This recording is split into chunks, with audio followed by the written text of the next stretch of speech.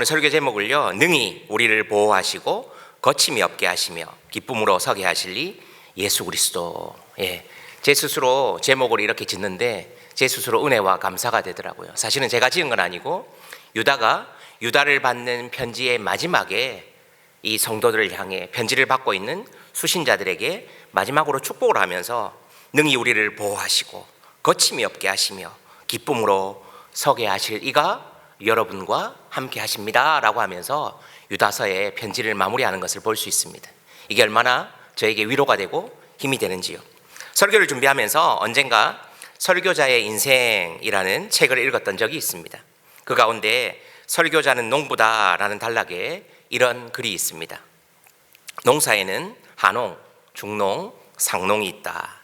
한농은 잡초를 가꾸고 중농은 곡식을 가꾸고 상농은 땅을 가꾼다는 말이다. 같은 농사라도 수준이 다르고 차원이 다르다는 말이다. 설교자의 세계도 그렇다. 설교자의 세계에서 하수는 자신의 힘으로 자신의 내재된 능력으로 설교하는 사람이다. 그러나 고수는 자신이 아닌 성령께 의지하고 오직 말씀을 단순히 전하는 사람이다. 지나온 교회들 사역해 보면서 상농 같은 사역자들 참 많이 봅니다. 제가 보기에는 그분들의 특징은 뭐냐면 지극히 작은 것에 성실함이 묻어납니다. 사람들 앞에 드러나는 것이 아니라 작은 일을 할 때 항상 성실함이 묻어나는 사역자가 있습니다. 아마도 상농은 그런 사람인 것 같습니다. 우리 성도님들도 마찬가지입니다. 사람들이 알아주고 환호하고 눈에 보이는 것에 우리가 집중할 수 있습니다. 그러나 상농은 어쩌면 그 너머를 바라보며 땅을 가꾸는 사람입니다. 하나님 나라를 바라보는 사람입니다. 많은 깨달음과 저에게 의미를 준 책이었습니다. 저는 오늘 이 시간 본문에 있는 말씀을 단순히 전하는 도구로 쓰임받길 기대해 봅니다. 특히 이 시간이 성령으로 충만하여서 유다가 편지를 쓰던 당시의 심정, 즉 제가 늘 고백하는 표현인데요, 하나님과 좀 심정이 통하는 사역자가 되기를 기도하며 말씀을 선포하려고 합니다.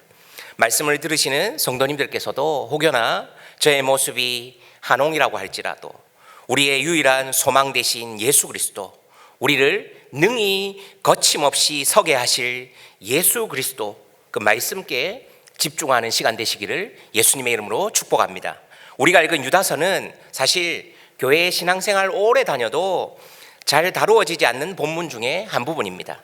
저도 아마 목사로서의 부름을 받고 유다서 본문은 거의 다루지 않은 것 같습니다. 아마 오늘 이 가운데 유다서 말씀을 처음 듣는 분도 계실 것입니다. 저는 작년 베드로후서를 강의했는데 귀에 있을 때마다 유다서를 비롯한 공동서신을 살펴보면서 이 시대 가운데 교회는 세상 가운데 어떻게 살아갈 것인가를 고민하며 묵상해 보려고 합니다. 여러분이 베드로후서를 읽으면 사실은 반드시 따라오게 되는 것이 유다서입니다. 여러분이 커피 브레이크나 성경대학이나 공부를 하면 베드로후서 다음에는 반드시 유다서가 따라올 수밖에 없습니다. 아마 신앙생활을 오래 하신 분들조차도 오늘 유다서 설교를 처음 듣는 분이 있습니다. 왜냐하면 그러면 유다서는 우리에게 소외되고 도외시된 서신이 되었을까요? 일단 베드로후서 2장의 내용과 3분의 2 정도 내용이 거의 같습니다. 그래서 어떤 학자들은 베드로후서의 내용을 보고 유다가 편지를 쓴 것이다 라고 주장합니다. 물론 그와 반대로 유다의 편지를 보고 베드로가 편지를 썼다라고 하는 학자도 있습니다. 고신의 신약학 교수님인 신득일 변종길 교수님이 쓴 책에는 이 부분을 이렇게 기록해 놓았습니다. 기록 시기에 대해서는 정확히 알 수 없으나 아마도 베드로후서가 먼저 기록되고 난 후에 유다서가 기록되었다고 생각된다. 왜냐하면 베드로후서 2장 1절과 2절에는 거짓 선지자들이 장차 일어날 것이다 라고 예언되었으나 유다서 1장 4절에 보면 그들이 이미 들어왔다고 말하고 있기 때문에 유다서가 베드로후서보다 뒤에 쓰였고 아마도 베드로후서의 영향을 받은 서신이 유다서일 것이다 라고 학자들은 주장합니다. 그리고 유다서에서는 예수 그리스도의 강림과 미래의 심판에 관해 노아와 에녹이 받은 계시들을 모아놓은 외경인 에녹 1서와 모세의 승천기를 성경에 인용해 놓았습니다. 그래서 아마도 많이 다르지 않았을 수 있습니다. 무슨 말입니까? 종합해 보면 분량 자체가 굉장히 짧습니다.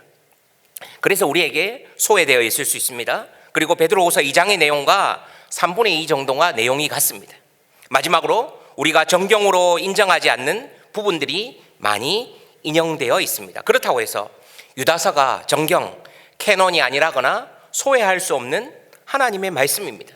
성경 곳곳에 보면 우리나라의 역사적으로 비유하면 실록이나 전쟁사 이야기, 전승되어 오는 이야기를 독자들의 이해를 돕기 위해서 성경을 읽는 부분들을 읽는 독자들을 이해하기 위해서 왕조나 실록들을 성경에서도 동일하게 우리가 역사서에서 보면 인용하고 있습니다. 마찬가지입니다. 유다서를 받는 독자들에게 그들이 당시에 잘 알던 작품을 통해 더 이해를 쉽게 하기 위한 장치가 이 유다서 곳곳에 들어가 있다. 그래서 모세의 승천기, 에녹 일서 같은 부분을 인용해서 유다서가 편지를 쓰고 있는 것이죠. 그 시대 가운데 고난받고 있는 독자들이 어떻게 말씀으로 한번 위로하고 세워줄까? 이것이 유다의 고민이었습니다. 우리는 창세기부터 계시록까지 모든 성경을 하나님의 모호한 말씀으로 믿습니다. 토타 스크립투라, 모든 성경이 우리의 삶에 살아 움직이는 말씀이길 소원합니다. 종교개혁자들의 정신을 따라 모든 성경은 오직 성경으로 나타나야 합니다.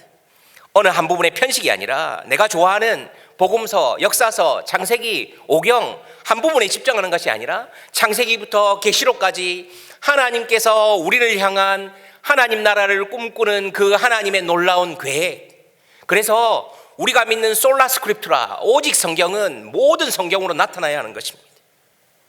그 성경 전체에 나타난 예수 그리스도를 이 시간 찾아가는 시간이 되기를 소원합니다. 오늘 짧은 시간이지만 유다서의 전체적인 내용과 중심 주제를 살펴보고 더 나아가 오늘 말씀의 제목처럼 능히 우리를 보호하시고 거침이 없게 하시며 기쁨으로 서게 하시리 예수 그리스도를 바라보는 시간이 되기를 소원합니다.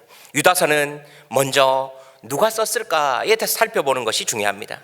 당연히 편지의 제목이 유다서이기에 저자의 이름을 따라 썼을 것이라는 것을 우리는 알 수 있습니다. 다만 신약 성경에는 유다가 한 명만 나오지는 않는다는 것입니다.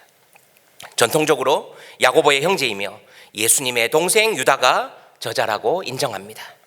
야고보와 함께 예루살렘 교회의 지도자였던 유다, 예수님의 사역 당시에는 그분이 구원자임을 믿지 않았지만 예수 그리스도의 십자가와 부활을 목격한 이후에 예수님이 구원자, 메시아라는 것을 믿게 되었습니다.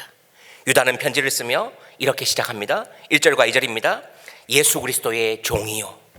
야고보의 형제인 유다는 부르심을 받은 자, 곧 하나님 아버지 안에서 사랑을 얻고 예수 그리스도를 위하여 지키심을 받은 자들에게 편지하노라. 긍휼과 평강과 사랑이 너희에게 더욱 많을지어다. 아멘.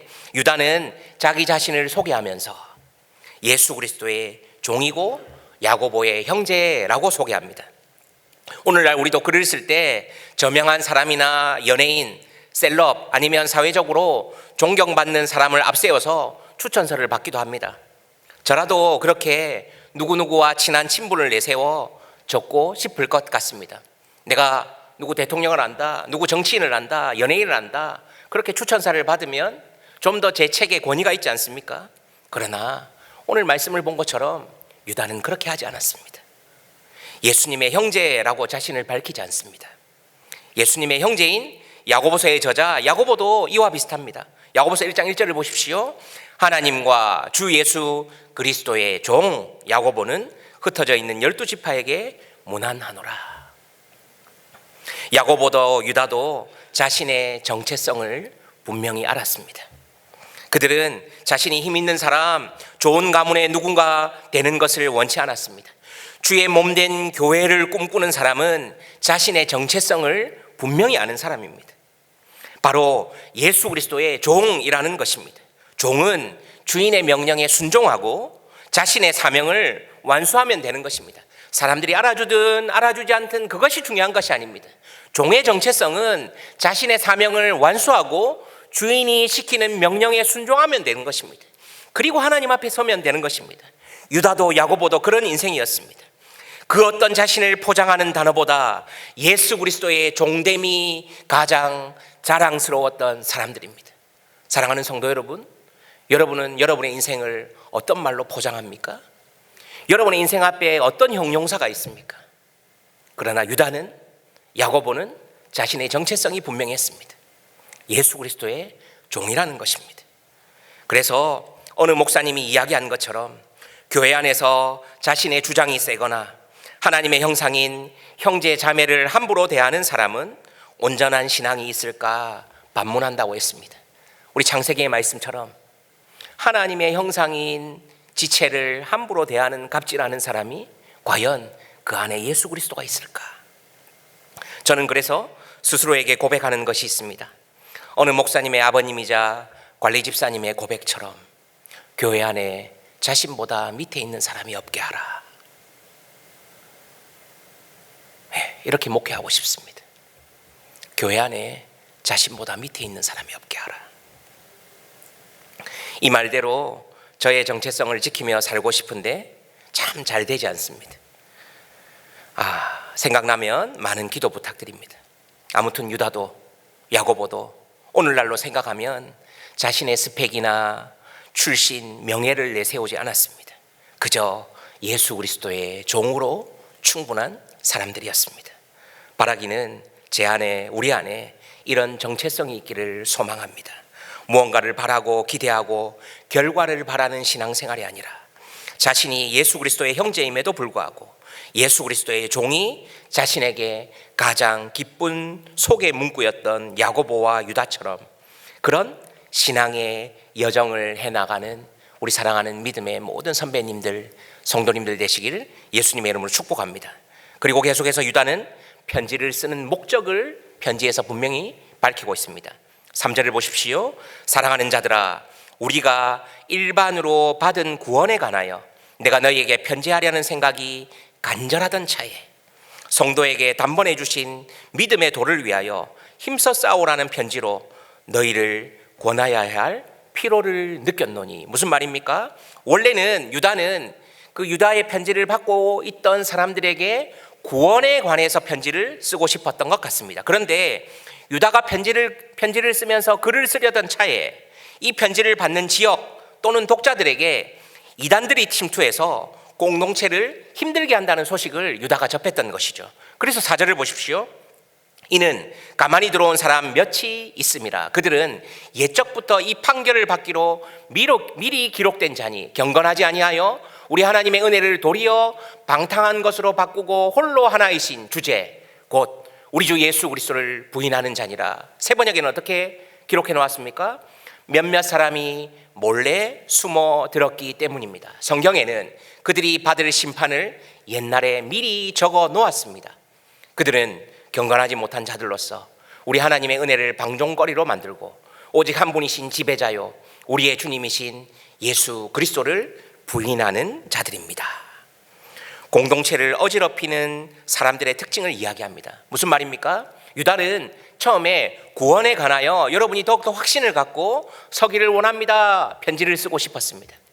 그런데 그 편지를 서신을 쓰려던 찰나 소식이 들려왔습니다. 교회 안을 어지럽히는, 공동체를 어지럽히는 이단이 들어왔다는 것입니다. 그들의 특징이 무엇입니까? 가만히 들어왔다는 것입니다. 몰래 숨어 들어왔다는 것입니다. 헬라어 파레이스 디노라는 동사는 가만히 들어오다, 몰래 침투하다라는 뜻을 가집니다. 또한 미리 심판을 받기로 기록된 자들이며 경건하지 아니하고 은혜를 방탕한 것으로 바꾸고 결정적으로 예수 그리스도를 부인하는 사람들입니다. 이제 유다서의 전체적인 주제가 명확히 나타났습니다. 무슨 말입니까? 유다는 이 편지를 받는 독자들에게 구원에 관해 글을 쓰고 싶었지만 공동체 가운데 가만히 들어온 예수 그리스도를 부인하는 이단들이 침투했기에 이 편지의 주제를 바꾸어 다시 쓰는 것입니다. 오늘을 살아가는 이 시대도 마찬가지입니다. 사탄의 세력, 이단들은 끊임없이 교회를 무너뜨리려고 합니다. 유다가 살던 시대도 그랬습니다. 그들의 특징은 가만히 들어와 복음을 변질시키고 서로 이간하며 하나님의 영광을 가리우고 멸망에 이르게 합니다. 거짓 교사와 이단은 광야에서 이스라엘 백성들이 불신하게 한 것처럼 공동체 가운데 서로 불신을 조장하고 불순종하게 합니다. 또한 소돔과 고모라 같이 영적, 육적으로 음란합니다. 베드로후서에서 우리가 살펴보았지 않았습니까? 더 나아가 타락한 천사들처럼 가장 중요한데요, 하나님이 쓰지 못할 사람입니다. 영적인 교만에 빠져 있습니다. 하나님이 모든 사람 쓰실 수 있는데요, 교만한 인생 쓰시지 않습니다. 이들의 최후 마지막은 어떠합니까? 15절과 16절을 제가 유진 피터슨 목사님이 쓴 메시지 성경으로 찾아보았습니다. 주님께서 그들 모두를 심판하실 것이다. 저마다 뻔뻔스럽게 저지른 모든 모독 행위와 경건한 척하면서 불경스럽게 내뱉은 모든 더러운 말에 따라 각 사람에게 유죄 판결을 내리실 것이다. 이들은 불평과 불만을 늘어놓는 자들로서 가장 큰 빵 조각을 움켜잡으려 하고 허풍을 떨고 자기들을 출세시켜 줄 말이라면 무엇이든 짓거립니다. 그렇습니다. 그런 불경건한 자들은 하나님이 마지막에 반드시 심판하실 것입니다. 이런 일이 일어나지 않으면 좋지만 마지막 때에 거짓 교사는 끊임없이 교회와 공동체를 힘들게 할 것입니다. 제가 지난 교회에서 청년들과 청소년 사역을 할 때 늘 강조했던 것이 하나 있습니다. 청소년 때, 청년 때에 우리가 크리티컬하고 비판적인 사고를 가지는 것 참 중요하지만 긍정적이고 감사한 마음이 먼저였으면 좋겠다. 제가 왜냐하면요, 사역을 해보니까 짧은 기간이지만 한 20여 년 이상 사역을 하면서 이 청소년 때, 청년 때 형성되었던 그 비판과 짜증과 불만이 40대, 50대 가서 잘 안 고쳐지더라고요. 여러분 그렇지 않습니까? 우리네 인생이 참 그렇습니다. 참 고치기 힘듭니다. 그래서 지난 청소년 한번 설교할 기회가 있을 때 기분이 태도가 되지 마라 라고 했거든요. 기분은 내 뜻대로 바꾸기가 힘듭니다. 그렇지 않습니까? 슬픈데 기뻐해 내 감정을 내 스스로 컨트롤한다는 거 쉽지 않습니다. 그러나 여러분, 태도는 여러분 의지로 바꿀 수 있지 않습니까? 기분이 태도에 그대로 드러나는 인생들이 있습니다. 참 안타깝습니다. 기분은 내 스스로 컨트롤할 수 없지만 태도는 우리가 의지를 가지면 좀 더 노력할 수 있거든요. 불경건한 자들, 그런 사람들, 마지막 때에 거짓 교사는 끊임없이 공동체와 교회를 이간하고 불순종하고 불평하는 것입니다. 이런 상황 가운데 이제 유다는 드디어 해법을 제시하는 것입니다.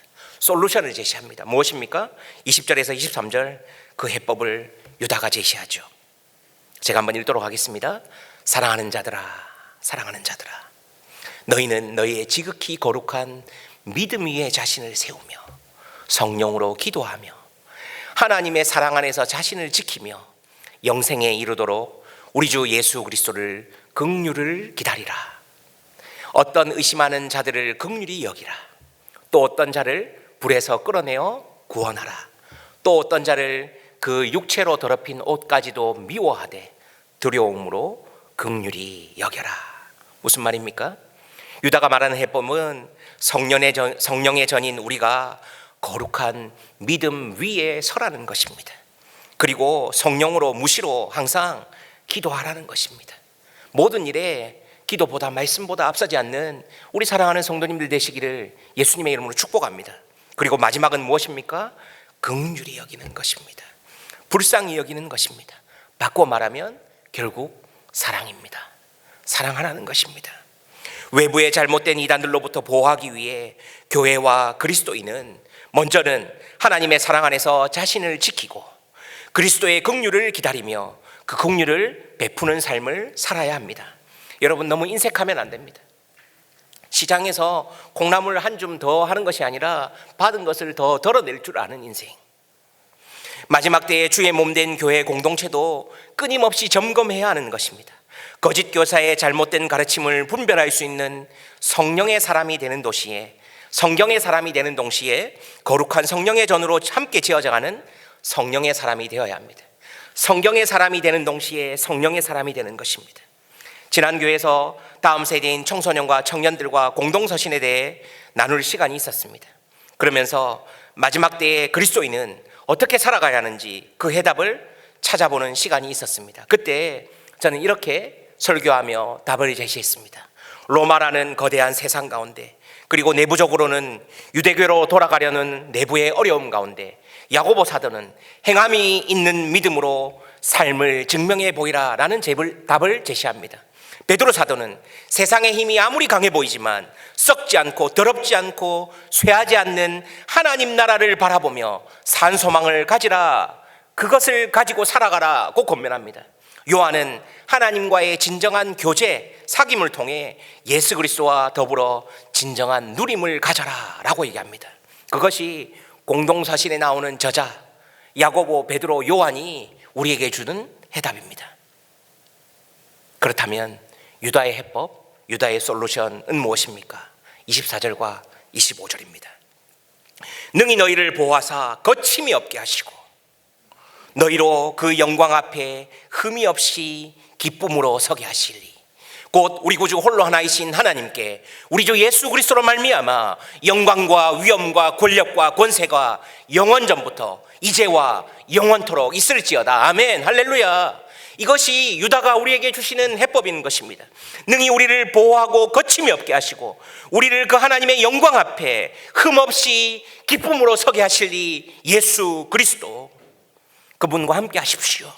성경의 사람이 될 뿐 아니라 성령의 사람이 되어 세상을 살아가시길 소원합니다. 2026년 새해가 밝았는데 한 달여 반이 지났습니다. 이제 곧 두 번째 다짐을 할 수 있는 구정이 다가옵니다. 우리는 어찌 보면 새해를 시작할 때 새로운 소망이나 기대, 희망, 환대보다는 작심삼일이라는 단어가 먼저 생각나는 시대를 살아가고 있는 것은 아닌지 돌아봅니다. 세상을 보면 아무런 소망이 보이지 않는 것 같습니다. 새해는 밝았지만 우리가 보고 있는 요한복음의 새 창조는 너무 멀게만 느껴집니다. 작금의 현실은 어쩌면 소망이 없는 고통의 시대 같습니다. 그럼에도 우리를 능히 보호하시고 거침없게 하시고 능히 서게 하실 분, 그분 예수 그리스도를 바라보며 예수님과 동행하는 성도님들 되시기를 예수님의 이름으로 기대하고 기도하고 소망합니다. 마지막으로 다시 한번 유다서 24절 25절의 말씀으로 하나님께 영광을 돌리고 우리 사랑하는 성도님들을 축복하고 싶습니다. 능히 너희를 보호하사 거침이 없게 하시고 너희로 그 영광 앞에 흠이 없이 기쁨으로 서게 하시리. 곧 우리 구주 홀로 하나이신 하나님께 우리 주 예수 그리스도로 말미암아 영광과 위엄과 권세가 영원전부터 이제와 영원토록 있을지어다. 아멘. 할렐루야. 이 위로와 송영과 고백이 여러분 인생 살아가시는데 한 줄기 빛이 되어 말씀 붙들고 승리하시는 우리 사랑하는 모든 성도님들 되시기를 예수님의 이름으로 기대하고 기도하고 소망합니다.